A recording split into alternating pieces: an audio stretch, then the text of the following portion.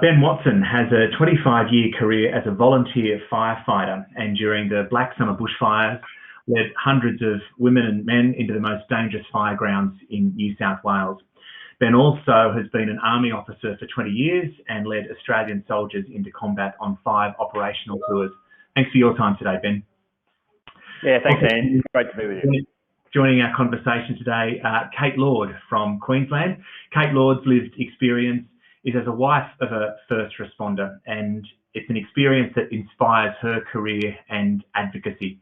She spent years searching for the help and support that her husband and family needed to get strong and stay strong. She has a Bachelor of Primary Education and is a physical education specialist. In fact, Kate believes her 10 years as a teacher played a huge part in her being able to cope with her husband's PTSD and get her through the hardest of times. From her base on the Gold Coast, Kate takes her passion for mind and body health to the wider community through ABC Fitness. And finally, Cameron Watts has had played a leading role and had a big career with the AFP's fight against foreign bribery and corruption. And during his policing career, presented at major global forums, including the OECD and APEC. As the founder and chief executive officer of Capital Integrity, Cameron now helps clients entrench social and governance best practices at the centre of their operations, ensuring the greatest possible protection from risks related to bribery and corruption. Thank you so much for your time today, Cameron. Thank you for all being here and taking part in the Beyond Duty Summit. I'm not quite sure where to start with everyone's story and lived experience, perhaps starting with you, Ben, given your recent experience with the Black Summer bushfires and the work that David Lawrence pointed to there with the After the Fires report that will come out next month. Reflecting on your experience during the Black Summer bushfires, what are some of the things that you expect to see in that After the Fires report? What are some of the things that you and your firefighting friends want us to know about from that experience? Thanks, Ian. I think it's going to be really interesting to see the qualitative and quantitative data that comes out of that report. And I think we're going to find that a lot of us can relate to it. I know myself, having had numerous experiences in combat and firefighting, where after an event it takes a bit of time for you as an individual to recover, and knowing that each individual is different and how we recover is vitally important. So yeah, I think it would be. I'm really looking forward to it. I know for myself, I didn't probably take enough time after the fires, which is, I was kicking myself because I've had these other experiences where I know what it takes personally, but I think a lot of us went from the fires straight into COVID, and that's had a toll. Okay, let's pick up on your experiences, especially around that point of the time it takes to get help, between the symptoms being recognised and then the person with the symptoms getting the help they need, getting the support they need. Give us a sense of your experience and I guess the journey of your family with your partner, Grant Edwards, who had a distinguished career with the AFP, including tours of Afghanistan. Knowing a little bit about your story, it sounds like you recognised the symptoms. You knew what was going on before Grant did. Yeah, hi everyone, definitely. It's interesting, Ben, that your statement where you said you went from the fires and straight into COVID. And I think for first responders, that's the best description of their job. And it's just one event after the other. There is no reprieve. You finish one job, you buckle up and you get off to the next one. So I think there's a tendency then with first responders who are very much trained to firstly be non-emotive at work. You've got a job to do, you get it done. So you put your emotions behind you. And then secondly, you've got to be ready to go at either, the bell going or the next call and you're off. So for Grant, it took me about 12 months I knew for 12 months prior to him finally accepting it. But it's a long road, it was a long 12 months. So I think there needs to be a step between We need to narrow the gap between home and workplaces, because it is at home where people are recognising that the issues are happening, because first responders are trained to be non-emotive, so they're brilliant at putting up a facade at work. So it is really hard for your workmates to realise that there is a problem. And so, yeah, for us, it was about 12 months before the doctor mentioned to Grant he felt that he had PTSD. But in that 12 months, the regression, trying to find what was wrong with himself, was huge. And I think it's actually more detrimental the longer that process takes, because we were going down paths that were just unbelievable. I mean, the amount of specialists that we were having discussions with, and all of them, excuse me, found something. There was definitely, Grant now, due to the PTSD, depression and the job, has a lot of medical illness. And so, of course, every specialist was able to find something, but then that's what he would hold on to. So he kept looking at the physical problems, never the emotional and mental that was going on for him. Thanks, Kate. If anyone in the audience has any questions for Kate, Ben and Cameron, please tap them into the Q&A function, and I'll share them shortly. Cameron, listening to the discussion so far, what are some of the things that you can relate to, reflecting on your career with the AFP? What are the little sort of bells in your mind that have gone off during our discussion so far? Well, Ian, the first bell was I just recognised that Kate and Ben were wearing their Fordham ambassador shirts, so that was my brief running away from the camera to grab mine. You had a costume show. I'm feeling definitely out of place. Just a quick change in the phone booth. Look, two things. The comment that Kate just made, so important, that narrowing the gap between work and home. I mean, our family was, I think saying one family is the same as another is a bit disingenuous. Everyone's going to have their own experience. But I think I recognise, in hindsight over the last 7 years, the gap between work and home, and particularly for my wife and my family to be able to bridge that gap and reach in either on behalf of or with me, certainly wasn't there. And I think that would be a massive step change for, only in my experience with the AFP, but I imagine for other first responder agencies to sort of bridge that gap.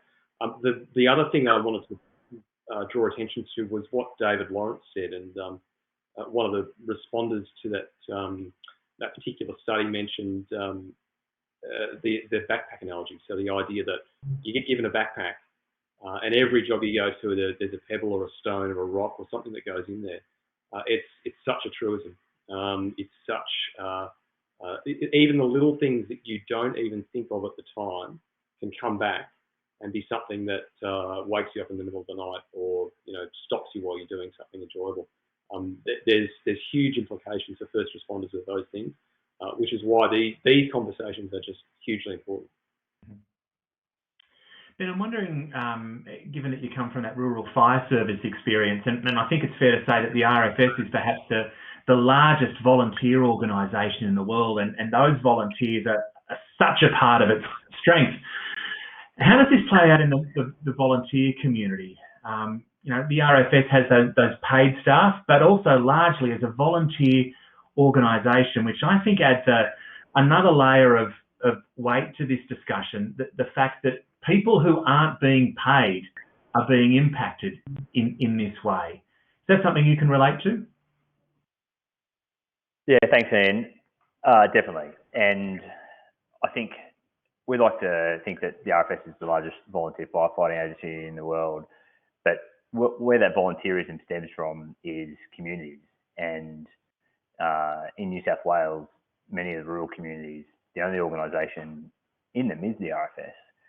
And so the RFS brings people together. And what we've found during COVID is we haven't been able to have that face-to-face contact.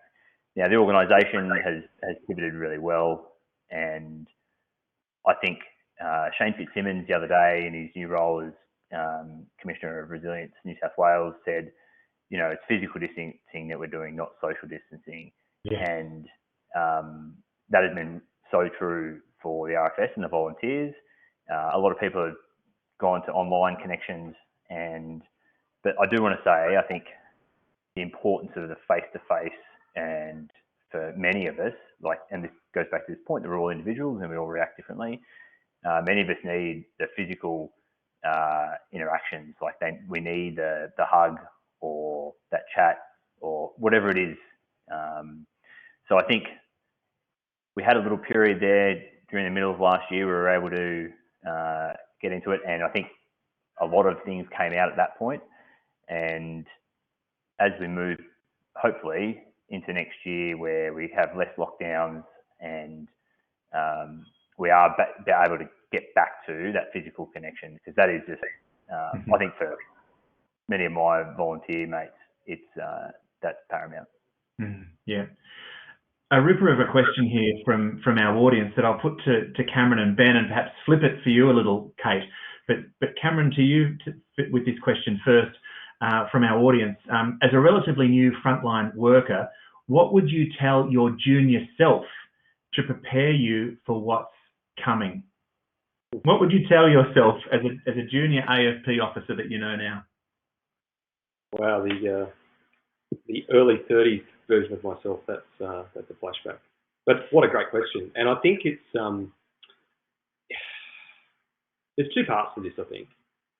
My experience of being a first responder or being a police officer working in community is the overwhelming memories I have, besides the things that have affected myself and my family so much, about that idea of service. And I would always say to anyone that was junior within the squad or anyone that I was mentoring, that think about the things that you do today. They might be run-of-the-mill for you. You might have done them 2 or 3 times yesterday or last week. It might be your everyday. But the person that you're dealing with, this could be the single worst incident to happen in their life today. So the way that you interact and deal with them is going to have a huge effect on them personally, socially, and their view of policing in society. So that's the first thing about policing for me. It's about that idea of service and really being able to affect change, and ideally that change is positive in every instance. But I think the one thing that I would look back on as a first responder in those early days, I would want to make sure that I had,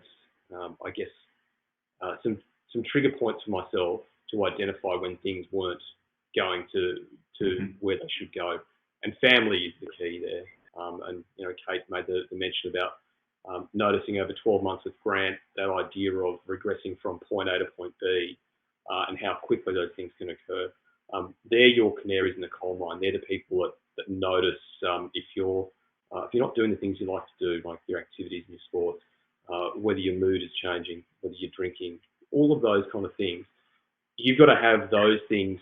I guess you've got to be able to identify for yourself what those things are, and then start to ask yourself questions. Because at the end of the day, policing and other first responder agencies, you can have incredible careers, and that's wonderful. And for people that can do that and have great careers, that's fantastic, because they do such an important job.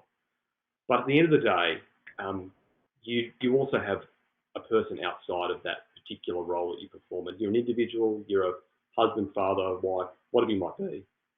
That is your most important job in life.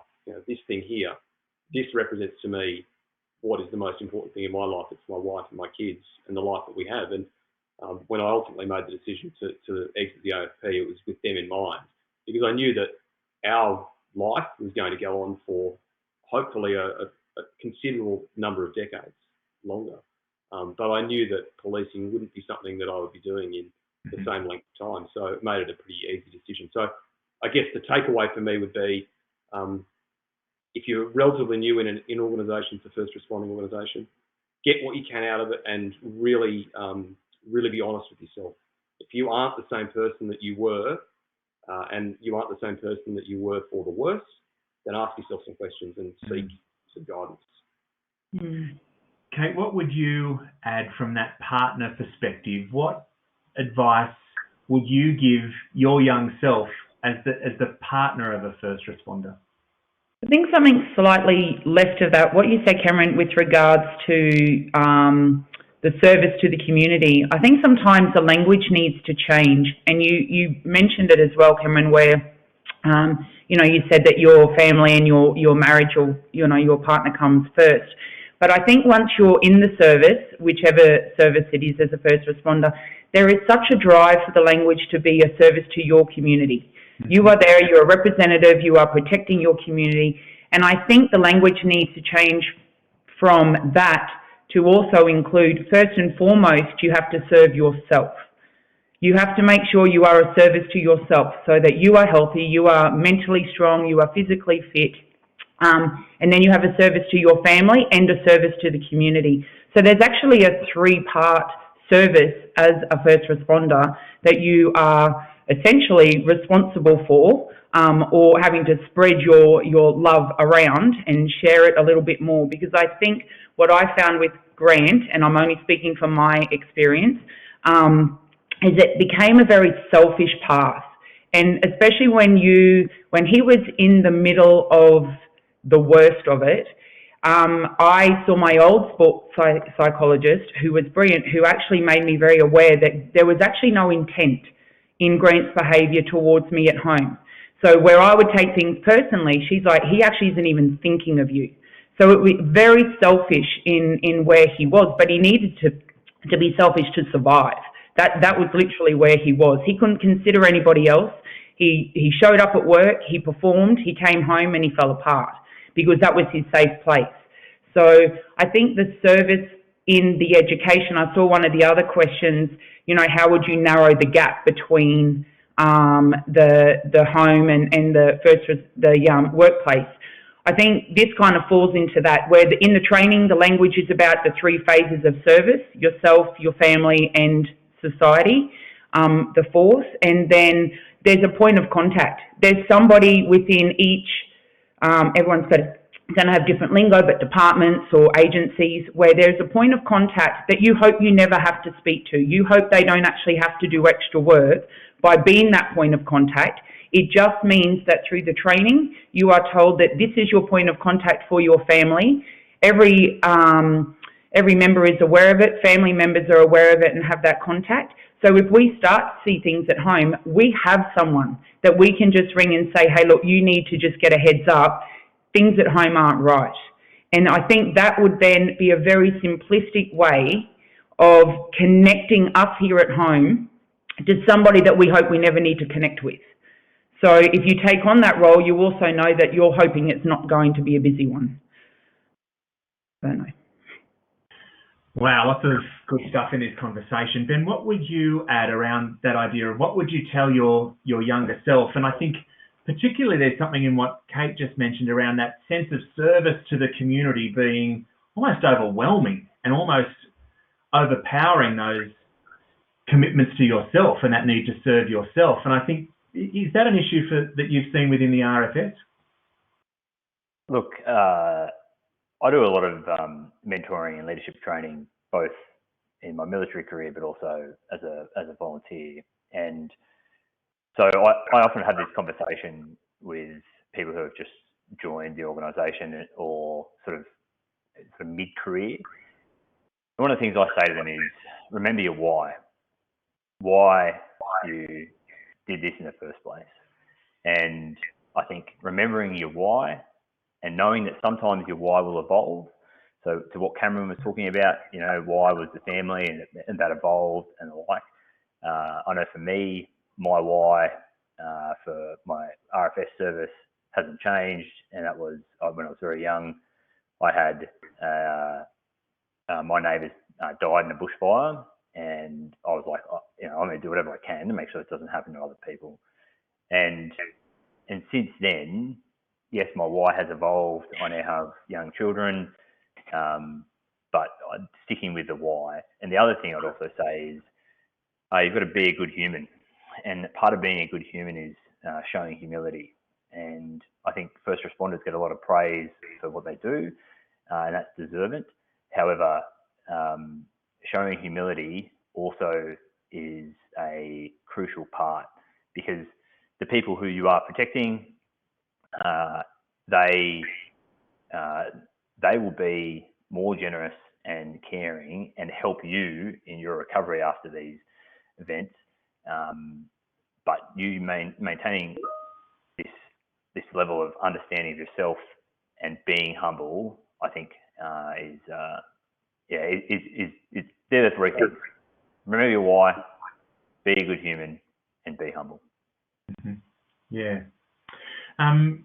Given the times that we live in, surrounded by COVID and the impact that has on the first responder community, and also the impact it has on our ability to come together at training each week or come together socially. Have you guys seen anything in this sort of funny world of COVID that we live in that is really positive and really powerful and really effective in starting to address some of the limitations that COVID puts on that? What's working for you guys in this COVID space when it comes to staying connected and talking to your mates? Kate, perhaps you first. What's working for you in these crazy days of COVID? I'm actually probably very lucky and the worst one to ask because my husband is thriving with staying at home. He's loving it. So, and I'm also a stay-at-home mum. So for me, not much really has changed for COVID other than I'm at home maybe a little bit more than normal. So I am lucky with regards to that. As far as the connectedness goes, it's probably for our daughter, Jacinta, when we're in lockdown. So just ensuring for her that she is connecting with her friends. And I know a lot of first responders have kids and have been doing the homeschooling. Again, I'm lucky because I'm a teacher, so we thrived on it. And Cint has asked if she could do homeschooling for the rest of her schooling. Of course, I said no. So, you know, for us, look, I am speaking from a very small number of people going through this, but we haven't been impacted too greatly by it. So I'll pass over to the others who can probably comment more relevant than I will. How about you, Cameron? What are you using to get through COVID? What's working for you and your networks? Well, I guess it's interesting for me is that it's probably the last 6 months since I left the AFP formally. I probably reconnected with more people that I used to work with in the AFP than I had in the 12 months that I was actually away from the office on leave. So I think that's been interesting from a perspective of once you're out, you start to reflect on relationships and with people that you want to sort of maintain and grab hold of. So I think we've been lucky in Canberra to a degree that we've been able to socialise up until the last 3 or 4 weeks. And then through my new firm, I've been travelling quite a lot and engaging with people that, you know, and it's nice to actually engage with people outside of what you used to be known as. So you used to be Federal Agent Cameron Watts and you were dealing with X, Y, and Z. Now you're someone that's the CEO of a firm and you're talking from a different lens. So that's been really helpful for us. I think that and just engaging and doing Cards Against Humanity on Zoom, that's something I'd recommend. Yeah, Cards Against Humanity is a terrific game. There's always some black humour and a good laugh in the Cards Against Humanity. What about you, Ben? And there's a question here that sort of relates to this discussion. You've highlighted the point of that in-person interaction and the importance of that. How have you adapted to this COVID world? Oh, it's been tough.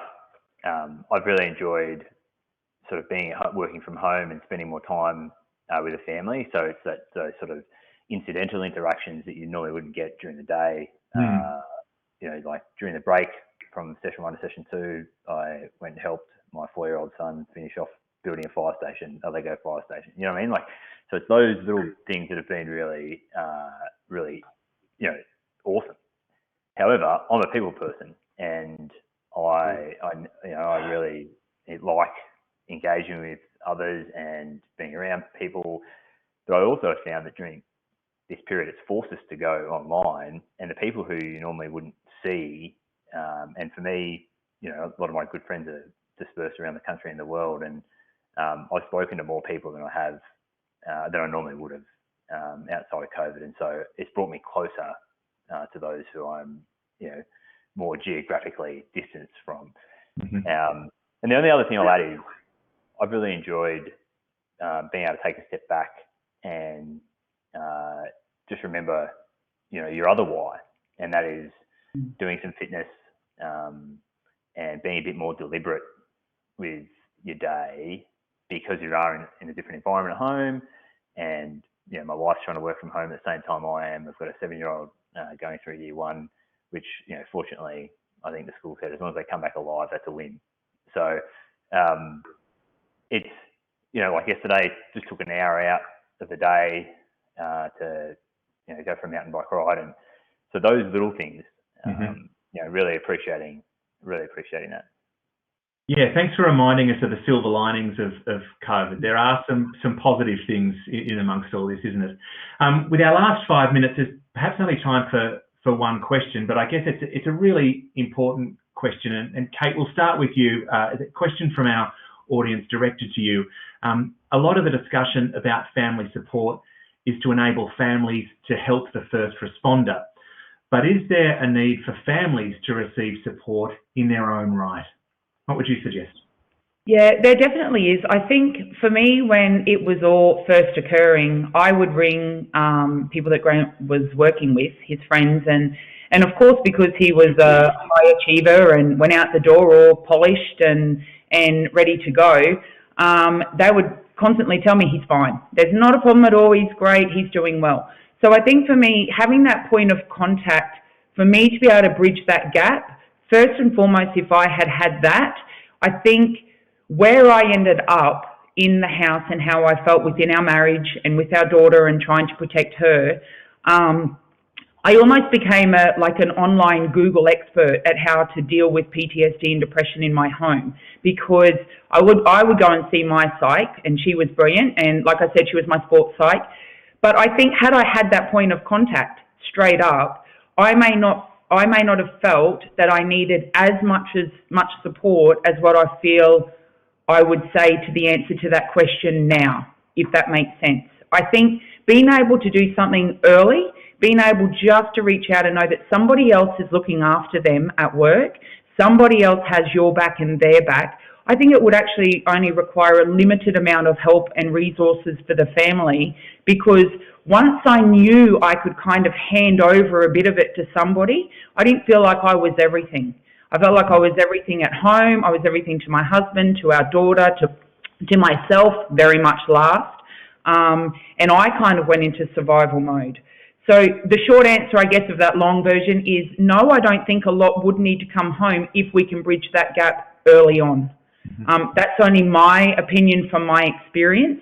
There could be a lot of other people having different scenarios at home. I was really lucky. Grant was a very quiet, calm, slept a lot when he was at home. So it was an angry house. It wasn't volatile or any of those sorts of things. And that, of course, changes what is required at home automatically.